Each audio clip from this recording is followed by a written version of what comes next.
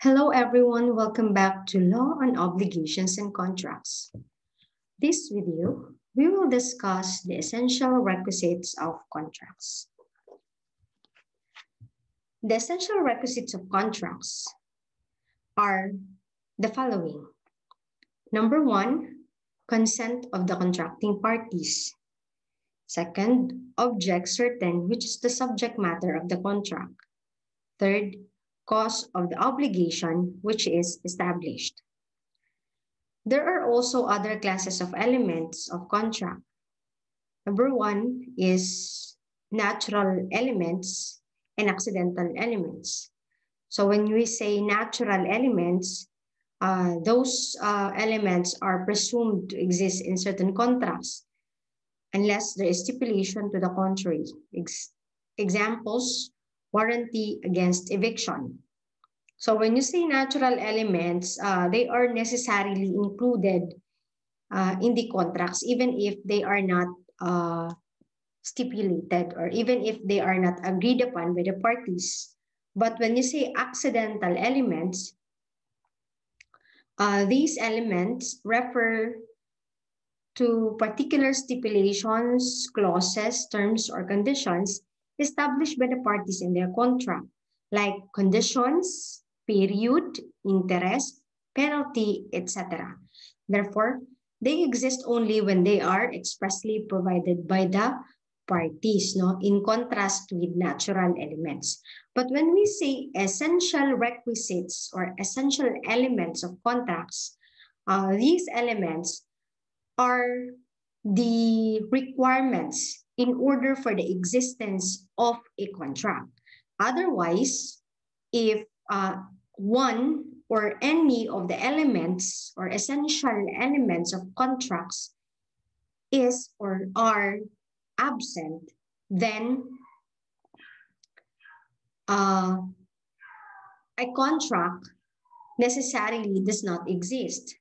So when you say essential requisite, kailangan nag-exist yung consent, object, and cause. Otherwise, walang kontrata. So yan yung ibig sabihin ng essential requisite of contract. So let's start with consent. So what is consent? It is manifested by the meeting of the offer and the acceptance upon the thing and the cause which are to constitute the contract. So, di ba in a contract, there is an offer. If you can recall the stages in the life of a contract, di ba we said that merong preparation or negotiation stage. So there is an offer and there is an acceptance upon the thing and the cause which are to constitute the contract. So once the offer and the acceptance, once the parties have met as to the offer and the acceptance upon the thing and the cause which are to constitute the contract, then there is consent. So ibig sabihin lang yan, kapag nag-meet na yung minds ng both parties, meron ng consent, no? Saan sila dapat mag-meet ng minds? As to the offer, the thing, and the cause. Or in short, as to the elements of the contract, essential elements of the contract. So take note here that the offer must be certain. So gaya ng, for example, the buyer wanted to buy the property of the seller for 1 million pesos. So the 1 million pesos in the offer is certain. So when is it not certain? Like you want to buy the property of the seller for a huge amount. So that is uncertain. Parang hindi mo alam kung magkano yung offer niya. So dapat yung offer must be certain.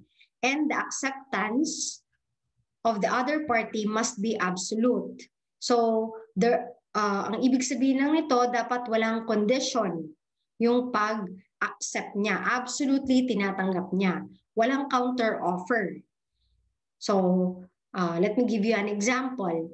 If, for example, the buyer offered to buy the property of the seller for 1 million pesos, and now the seller wanted to counter offer. Instead of 1 million, the seller says 2 million. So, wala siyang absolute acceptance because the seller made a counter offer. So, ngayon, balik na naman ito kay buyer kung okay ba sa kanya yung 2 million pesos. So hanggat sa hindi sila nag-meet as to the offer, as to the thing which is the subject of the contract, and as to the cause, then consent is not yet manifested. So yan yung ibig sabihin ng consent. Characteristics of consent, it is intelligent. It means that the parties should know what they are entering into. They should have knowledge of the transactions that they are entering into. Intelligence. It is free and voluntary. It means that they were not forced, or they freely entered, or they voluntarily entered into contract. Walang pumilit sa kanila na mag-enter into contract. Third, it is conscious and spontaneous. So they are conscious and it is spontaneous. So dapat walang mga vices of consent, no? So you cannot enter into a contract if you have no capacity to give consent. So the rule is that a party entering into a contract should be capacitated to give consent. So when can you say that a person is capacitated to give consent? Actually, the new civil code did not provide for such circumstances. What the new civil code has provided are the persons who cannot give consent to a contract. So ano yun sila? Unemancipated minors, because they have not reached the legal age. The legal age is, or the age of majority is 18 years old. So if you are below 18 years old, you are an emancipated minor, and therefore you cannot give consent to a contract. And if you cannot give consent to a contract, you cannot enter into a contract.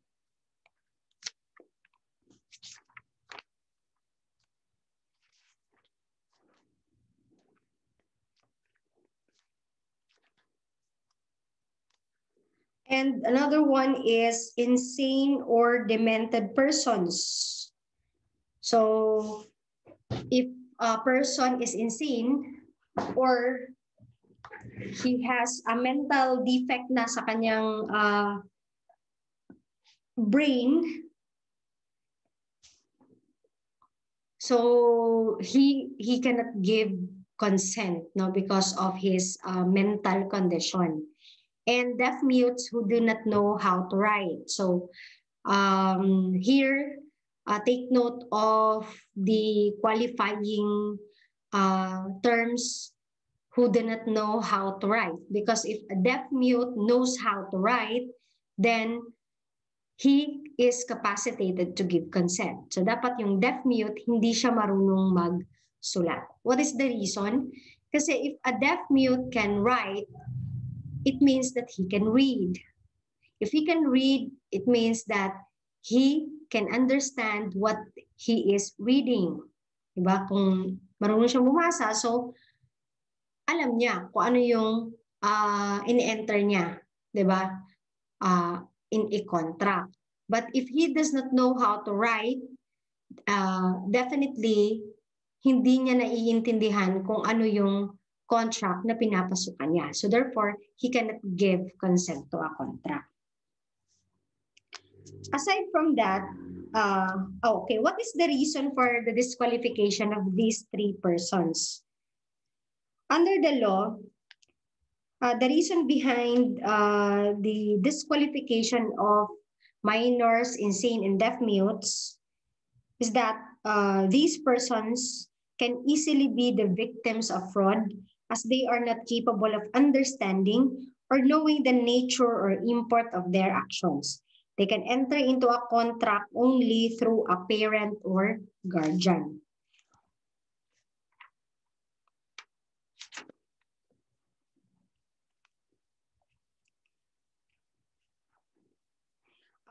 Aside from the provisions of the new civil code, there are other special disqualifications provided for by the law. Number one is under the rules of court, persons considered as incompetents and may be placed under guardianship. And who are those persons? Number one, person suffering the accessory penalty of civil interdiction. So if you are suffering from civil interdiction, you cannot dispose of your properties or you cannot enter into contract. Letter B, hospitalized lepers. Letter C, prodigals or spendthrifts. Yung mga prodigals, ito yung mga persons who are incapable of managing their money or their properties. Deaf and dumb who are unable to read and write. Those who are of unsound mind even though they have lucid intervals. And those who by reason of age, disease, weak mind, and other similar causes cannot without outside aid take care of themselves and manage their property, becoming thereby an easy prey for deceit and exploitation.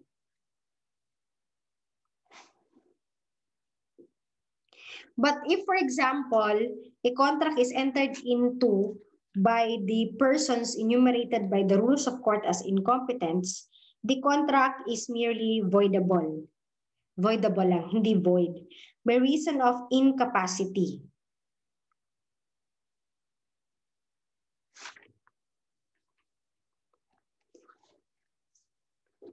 Okay?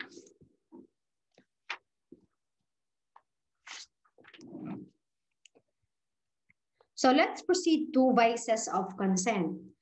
So, ano itong vices of consent? These are circumstances that affects consent. Diba we said that in order for a contract to validly exist, there must be a consent freely entered into by the parties, no?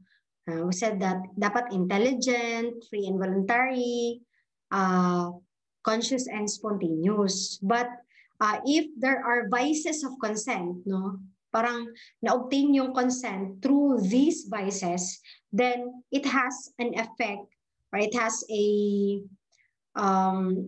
meron siyang effect no to the validity of the contract. Okay, we will learn later kung ano 'yon. But let us know muna kung ano yung mga vices of consent. So first is error or mistake. Nagkamali ka. So second is violence or force. Pinilit ka. Or may physical force. Okay? Or nag-employ ng violence bago ka nagbigay ng consent. Third, intimidation or threat or duress. Tinakot ka para pumirma ka. Undue influence. Merong parang moral ascendancy. Like yung parents mo, dahil parents mo sila, so meron silang, nag-exercise sila ng moral ascendancy sa'yo, so merong undue influence, kaya napilitan kang mag-enter into contract. That is an example. Fraud or deceit, yung niloko ka, kaya ka naka-enter into contract. So these 5 cases are considered as the vices of consent, which affects the validity of the contract. So, if a person is capacitated to give consent, so capacitated ka to give consent, but the consent was obtained through any of the vices of consent, the contract is voidable, which means that it is valid until annulled. So, iba yung absence of consent, yung wala talagang consent. Example, yung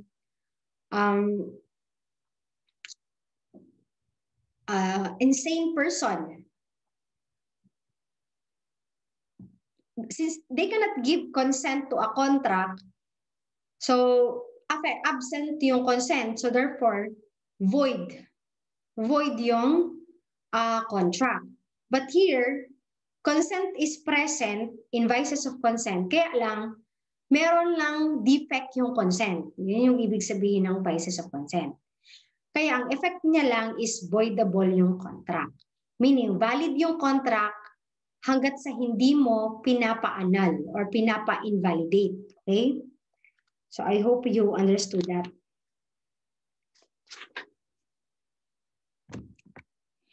So let's discuss the vices of consent one by one. Mistake. To invalidate the contract, the mistake should refer to the substance of the thing which is the object of the contract, or those conditions which principally moved one or both parties to enter into the contract. So, para maka-invalidate para yung mistake, ma-invalidate niya yung contract, kailangan yung mistake refers to the substance of the thing which is the object of the contract. Or yung conditions which principally move the parties to enter into contract. Kumbaga, yun yung main reason kung bakit ka nag-enter into contract. Kung merong mistake dyan, so you can invoke na voidable yung status ng kontrata kasi nagkamali ka. So, pwede mo siyang ipa-annul.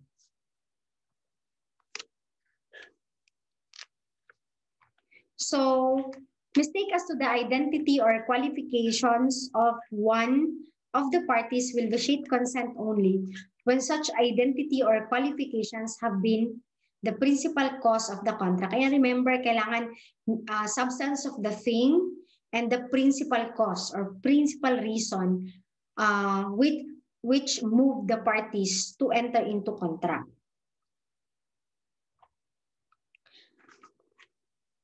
A simple mistake of account shall give rise to its correction. Okay, kung simple lang yung mistake, hindi siya sa substance or yung principal conditions, then pwedeng i-correct lang siya. So, hindi necessary na ipa-invalidate mo yung contract. So, there are two kinds of mistake. Mistake of fact and mistake of law. When you say mistake of fact, nagkamali ka sa facts or circumstances. Example, akala mo siya si A. Okay, akala mo siya si A. Or akala mo yung object na binili mo is gold. Okay? So, yun yung mga mistake of fact. Yung circumstance. Pag sinasabing mistake of law, nagkamali ka sa pag-interpret sa law or sa pag-apply sa law. Yun yung mistake of law. Yung applicability or interpretation of the law. May mali yung interpretation or applicability of the law. Yun yung mistake of law, no? There is no mistake if the party alleging it knew the doubt, contingency, or risk affecting the object of the contract. So kung alam mo na merong doubt, contingency, or risk affecting the object of the contract, then walang mistake. So therefore, kung walang mistake, you cannot invalidate the contract.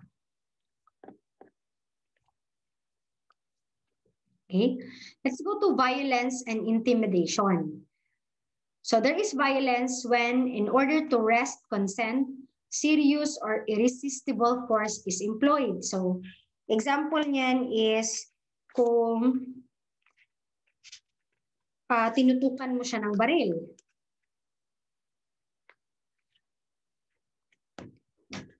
So violence requires the employment of physical force. So in order that, or to make consent defective, the force employed must be serious, must be either serious or irresistible. So example niyan is, if X signs a document because every time he refuses, he is hit by the butt of a gun, which causes blood to flow from his head. There is violence because serious or irresistible force is employed to wrest consent. So, pwede mong i-question yung validity ng contract kasi nga pinilit ka lang nila dahil merong violence. The other one is intimidation. There is intimidation when one of the contracting parties is compelled by a reasonable and well-grounded fear of an imminent danger and grave evil upon his person or property or upon the person or property of his spouse, descendants or ascendants to give his consent. So, example lang nito is kung tinakot ka na papatayin yung family mo kapag hindi ka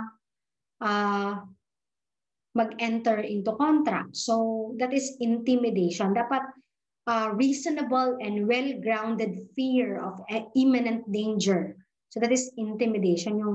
Yung they have instilled to you fear, or they have threatened you. Okay, you were threatened of any or physical harm or harm to your property or to the personal property of your spouse, descendants, or ascendants, para lang ibigay mo yung consent mo. So that is intimidation. Here, there is no requirement for physical force. Kasi kailangan threat lang, no? Meron lang threat of an imminent danger and grave evil. Pero kapag yung threat is to enforce one's claim to competent authority, yan sinasabi nila na kakasuhan kita. So, it doesn't constitute, while it is an intimidation, pero hindi siya ground, no, in order to invalidate the contract. Kasi if the claim is just or legal, so it does not vitiate consent. Kung meron talaga siyang just claim or legal claim to sue you or to file an action against you, then you cannot invoke that as a ground to invalidate the contract. Kasi meron, just naman siya legal. Pero kapag unjust or illegal yung kanyang threat to file a claim against you, then perhaps that is intimidation. Okay? Undue influence. When a person takes improper advantage of his power over the will of another, depriving the latter of a reasonable freedom of choice. So kapag parang nag-i-influence ka, ginagamit mo yung power mo over a person, and that person could no longer decide for himself. So that is undue influence. So example ng undue influence is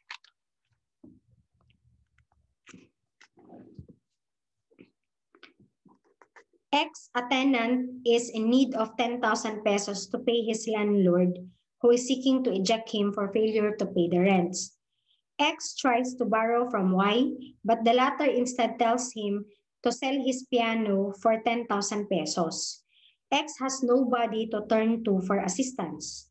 If X does not want to sell the piano, but he is compelled to sell it because of his financial condition, the sale may be avoided on the ground of undue influence. Yung napilitan ka, no? So what are the factors to be considered in determining if there is undue influence? So confidential relations. If yung relationship nyo is with confidentiality, so dahil sa relationship ninyo, parang meron kang mga compromises, no? So it could be a factor, no, na merong undue influence.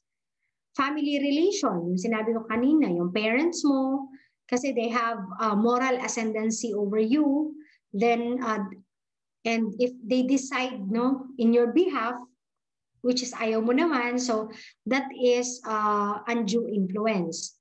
Spiritual relation, yung priest, for example, priest and penitent. So dahil sa ascendancy or sa power ng priest over the penitent, no? So over the person of the penitent, di ba? Ano magita, we pay respect, di ba, to our spiritual advisors. So it could be an undue influence, no? Na mapugos na lang kag ka ng enter into contract at tungod mo maniingon ni father, no, etc. And other relations. The person unduly influenced was suffering from mental weaknesses or was ignorant or in financial distress. Gaya na example natin kanina, yung dahil kailangan talaga niya ng pera, napilitan siya na ibenta yung piano niya for 10,000 pesos.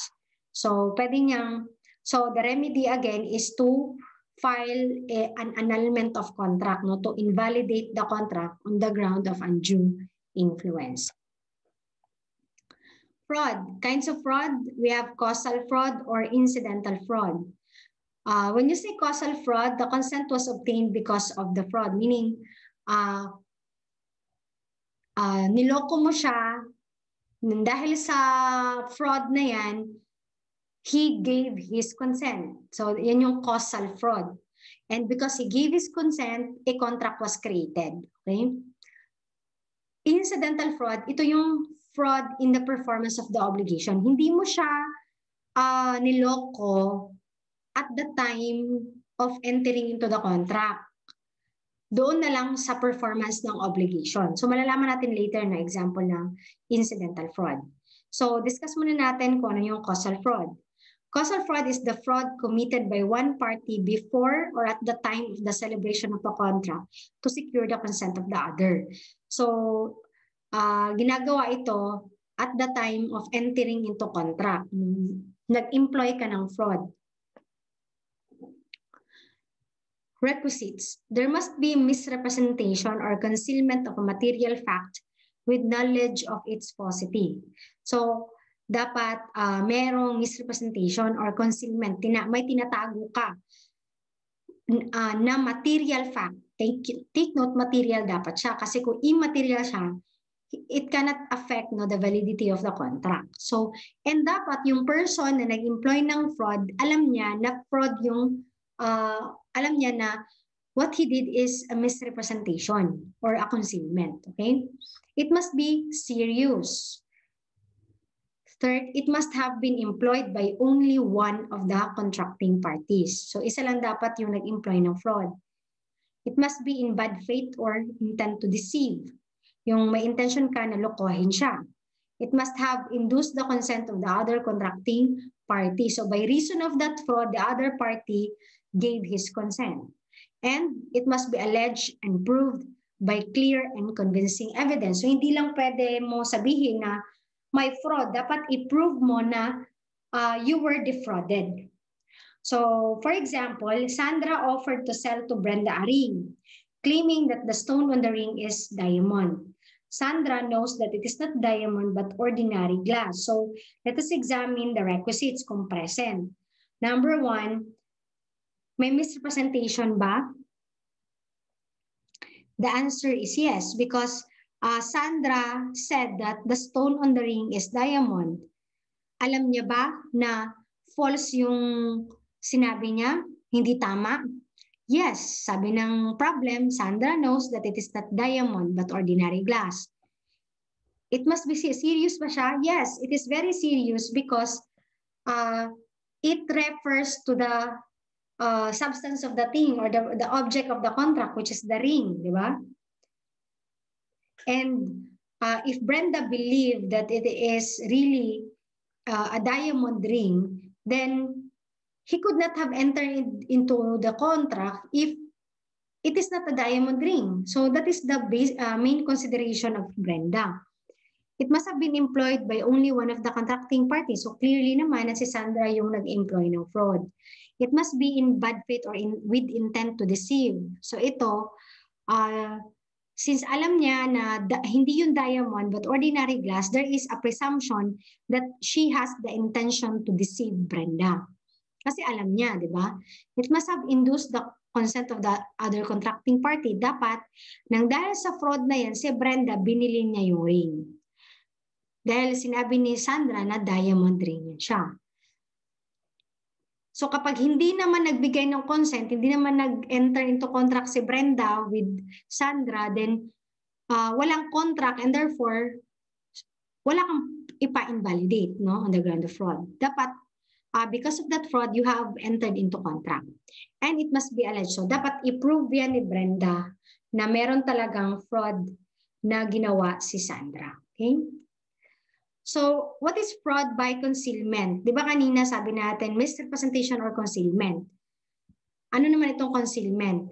A neglect or failure to communicate or disclose that which a party to a contract knows and ought to communicate constitutes concealment. Yung you are required to disclose a material fact but you failed or you're neglected to disclose it. That is fraud by concealment. Hindi mo sinabi sa kanya. What about usual exaggerations of trade? Yung example niyan is,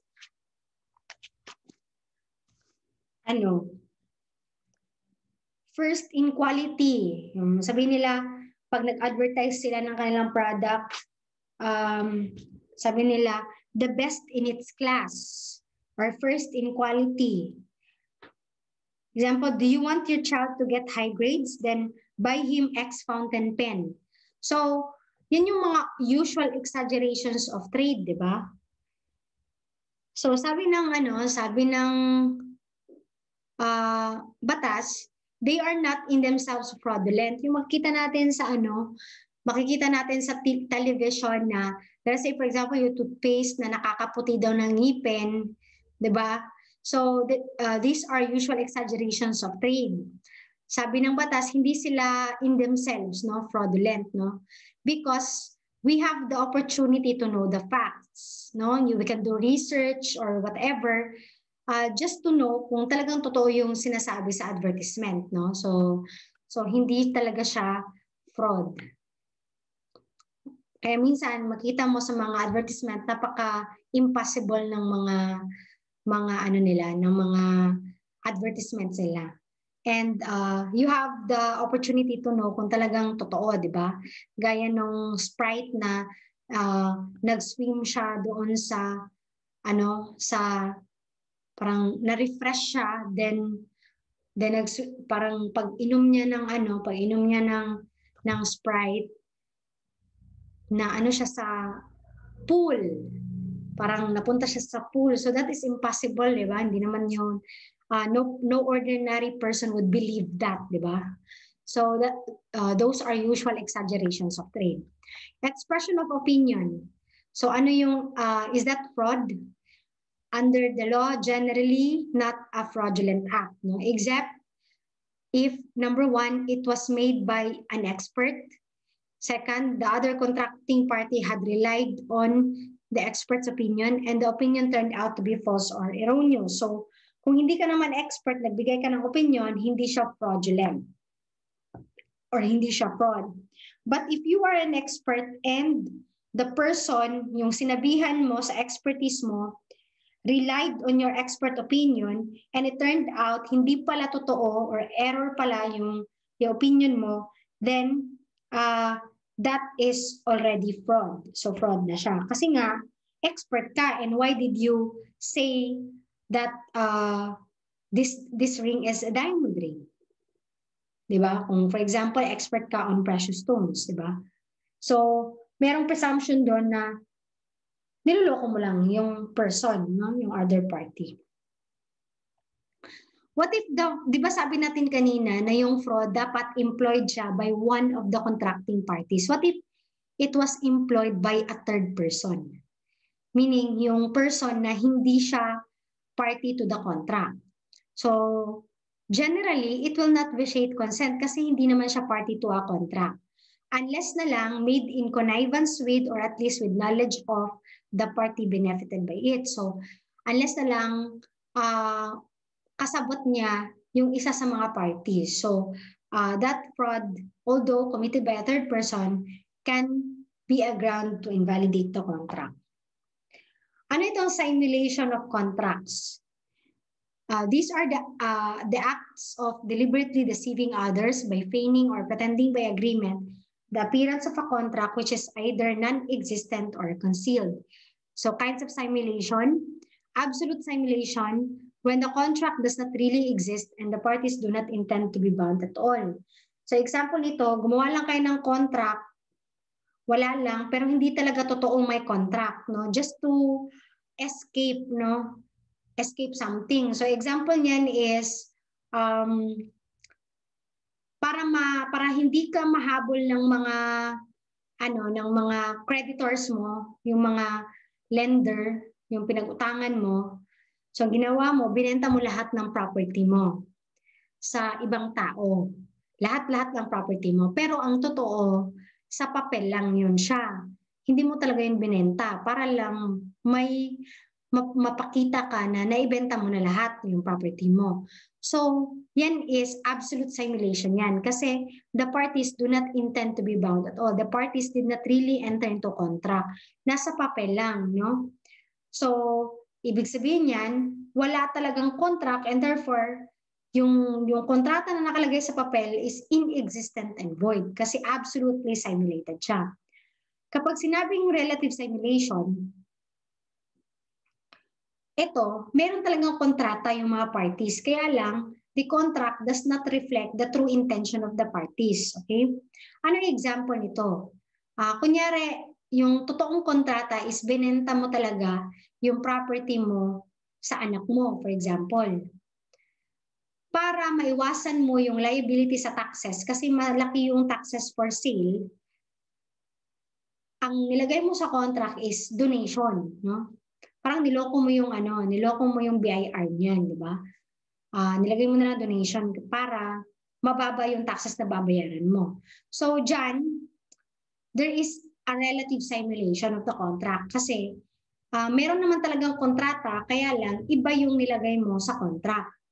Hindi yung totoong intention ng parties. Okay? So, here, pag merong relative simulation, yung may contract, valid yung contract, kaya lang hindi nag-reflect yung true intention. So yung remedy mo dito is not annulment but reformation of contracts.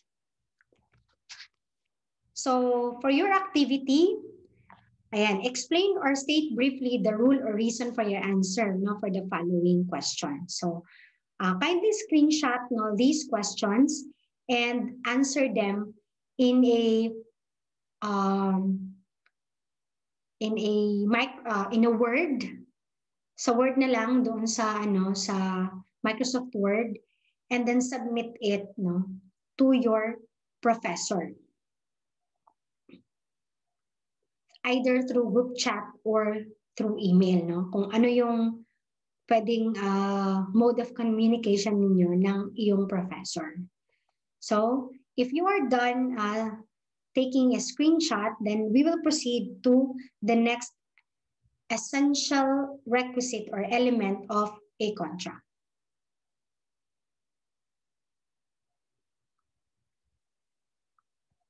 So let's proceed to object. So there are three kinds of object of contract. Number one, things. Second one, services. And the third one is rights. So what are the requisites of things as object of contract? So the thing must be within the commerce of men, meaning to say, it is capable of commercial transactions. Gaya ng bahay, lupa, papel, libro, etc. Diba? Kapag hindi siya capable of commercial transaction gaya ng mga shabu, yung mga dangerous drugs, kasi bawal sa batas yan na ibenta, then it cannot be a proper object of contract. So void yung object, hindi valid yung object. Second, it must not be impossible legally or physically.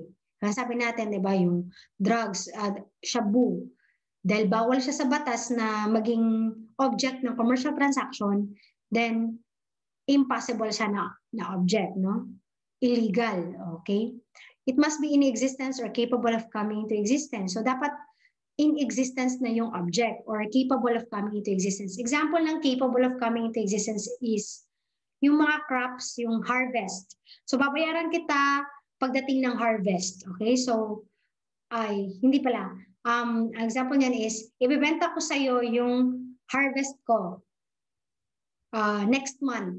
So that is, although hindi pa siya in existence, pero capable siya of coming into existence.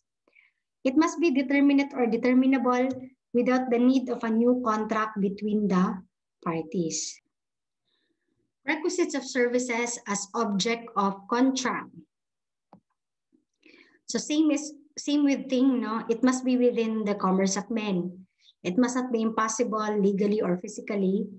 It must be determinate or capable of being made determinate. And then lastly, requisites of rights is object of contract. All rights may be the object of a contract except intransmissible rights. Cause. Cause is the essential reason or purpose which the contracting parties have in view at the time of entering into the contract. So meaning, when you say cause, ito yung reason. Ito yung purpose kung bakit ka nag-enter into contract. Sometimes referred to as the consideration. So classification of contracts according to cost, onerous. So when you say onerous, the contract is burdensome. Di ba na-discuss na natin to sa general principles of contracts, no? Or basic principles of contracts. One of the classification of contracts is according to cost. So isa doon yung onerous, di ba? Sabi natin doon sa video na when you say onerous, burdensome siya, merong kapalit. Okay? When you say remuneratory or remunerative, meron, bali, may kabayaran or merong payment doon sa service rendered. So that is remunerative or remuneratory. Then gratuitous, meaning to say libre or free. Walang bayad, no gaya ng donation. So what are the requisites of cost? It must exist at the time the contract is entered into. It must be lawful. It must be true or real. But again, under the law, cost or consideration presumed to exist and lawful. So it is upon the party who claims that there is no cause, there is an absence of cause, and there is an illegal cause to prove such fact, no? To prove otherwise na hindi talaga in existence yung cause, tsaka hindi talaga lawful yung cause. So kapag hindi niya ma-prove na unlawful yung cause or inexistent yung cause, then there is a presumption that cause exists and it is lawful. Okay? So what is motive? Motive is the purely personal or private reason which a party has in entering into a contract. It is different from the cause of the contract. So when you say cause, it is the immediate or direct reason, while motive is the remote or indirect reason. Cause is always known to the other contracting parties, while motives may be unknown. Cause is an essential element of a contract, while motive is not. The illegality of the cause affects the validity of the contract, while illegality of the motive does not affect the contract. Anong example ng motive? Example niyan is kung gusto mong bumili ng lupa, yung cost dyan is yung lupa itself. Okay? Kasi gusto mong bilhin yung lupa. That is the cost or consideration, no, for buying the lot. On the part of the seller naman, yung consideration niya or cost niya is yung price ng lupa. Okay? So meaning to say, both parties have the cost or have the consideration in entering into the contract. Ano yung, saan ang motive dito? Your indirect reason why you bought the property is, say, you wanted to construct a house. So that is motive.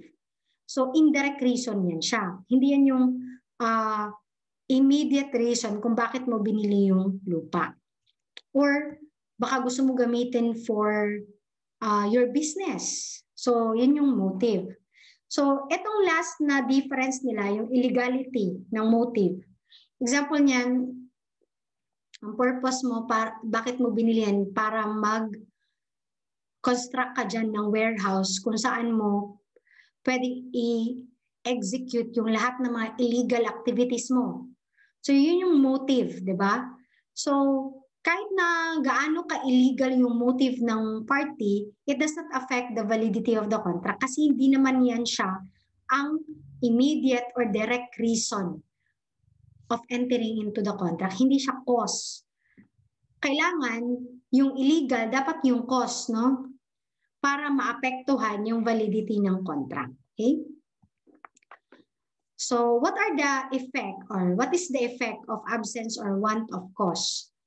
The effect is that the contract is inexistent or void because there is an absence of cause, which is an essential element or essential requisite of a contract. What if there is a mere failure of cause or inadequacy? Gaya ng hindi niya lang nabayaran yung kanyang utang sa'yo, pero meron talagang cause, no? So, hindi inexistent or void yung contract, kundi you have the right to demand the fulfillment of the contract, no? Pwedeng mag-file ka ng case against sa kanya kasi hindi binayaran yung utang or rescission with damages in either case. Effect of illegality of the cause, yan sabi natin kapag dapat yung cause lawful, di ba? Yes, yun sa mga requirement. So kapag illegal siya, so ibig sabihin absent yung cause, so inexistent or void your contract. Effect of falsity of cause, kung false yung cause, so it depende. If the cause is false or absolutely simulated, yung na-mention natin kanina, absolute simulation, the contract is void kasi the parties do not intend to be bound at all. But if it is proven that the parties have intended another contract, which is the true cause, then the parties are bound by their true agreement. Yung sa relative simulation. So yung sinabi natin na ang totoo talaga nilang transaction is sale, pero para maiwasan nila yung tax liabilities, ginawa nilang donation. So sabi ng law, hindi void yung contract, the parties should is governed, no, or should comply the true intention or true agreement. Lesion is any damage caused by the fact that the price is unjust or inadequate. Kunyari, yung value ng property na binenta mo is talagang 1 million, pero yung pagbenta mo is, let us say, 500,000 lang yung pagbenta mo. Half ng value talaga. So, merong lesion, di ba? Kasi inadequate yung price, no? Kulang. So, anong effect niyan sa contract?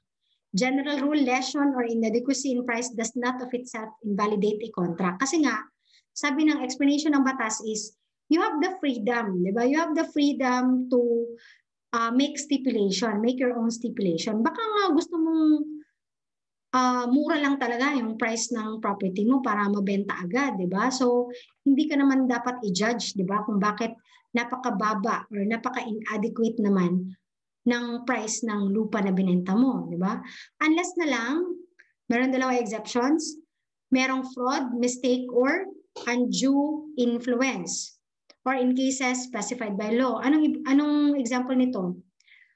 Let us say, nung pagkabili mo ng property na yan, ang sabi sa'yo, bigyan ko kayo ng example nito sa lesion.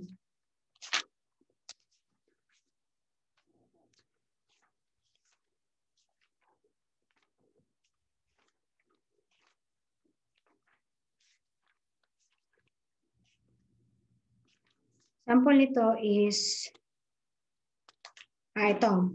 S sold to be his land worth 100,000 pesos for only 80,000. So merong 20,000 na lesion. This contract of sale is valid although the price is inadequate. The fact that the bargain is unequal because of inadequacy of price, when both parties are in a position to form an independent judgment concerning the transaction, is not sufficient ground for the cancellation of a contract. Profits or benefits gained through skillful bargaining are the basis of free competition. However, if it is shown that B induced S to sell the land through fraud, mistake, or undue influence, the contract may be annulled in court. So, hindi niya in-explain, no? So, pag meron ng fraud, mistake, or undue influence, so that can be a ground, no, in order to invalidate the contract. So that ends our discussion for the essential requisites of a contract. So tune in, no, for more videos. Our next video will be for defective contracts. Yes. So ang next topic natin is defective contracts. See you in our next recording. Bye.